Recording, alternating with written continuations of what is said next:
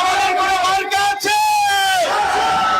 ওই কোনসে মার্কা চড়ছে বলো সংসদে। মূলত আমরা প্রথমবারের মতো বরাবর রাজনৈতিক দলগুলো যেমনি ভাবে তার নির্বাচনী কর্মকাণ্ড এবং সফর আনুষ্ঠানিক ভাবে শুরু করে সিলেট থেকে, আমরাও সেই ঐতিহ্যের ধারা অব্যাহত রেখে পুণ্যভূমি সিলেট থেকে আজকের মধ্যে দিয়ে আমাদের আনুষ্ঠানিক নির্বাচনী গণসংযোগ প্রচার প্রচারণা আমরা শুরু করেছি।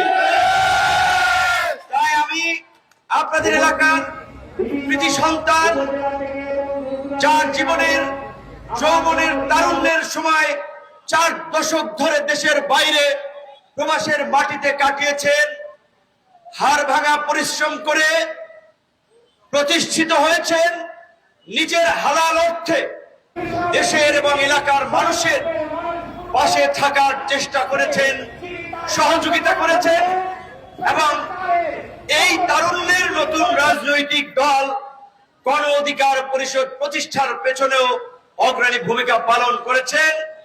তাই আমরা দলের পক্ষ থেকে আপনাদের এলাকার কৃতি সন্তান অ্যাডভোকেট জাহিদুর রহমান ভাইকে আগামী ত্রয়োদশ সংসদ নির্বাচনে গণ অধিকার পরিষদের ট্রাক মার্কার প্রতীক আনুষ্ঠানিক ভাবে তুলে দিয়ে আমরা তাকে এলাকার প্রার্থী ঘোষণা করছি।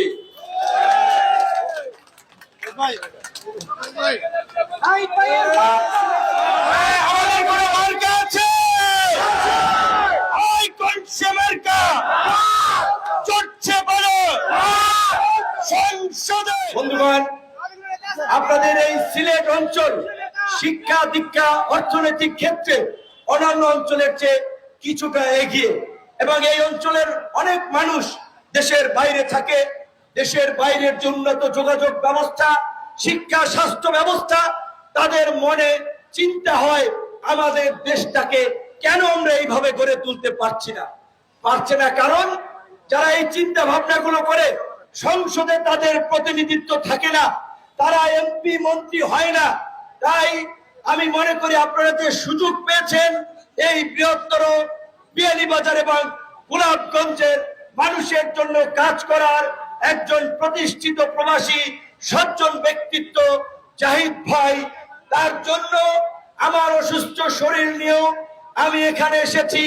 কালকেও জানতাম না আপনাদের মাঝে আসতে পারবো কিনা। এসেছি আপনাদের এলাকার ভালোবাসায়, আপনাদের এলাকার একজন সম্মানিত মানুষ, তার আহ্বানে তার প্রতিও কৃতজ্ঞতা জানানোর জন্য।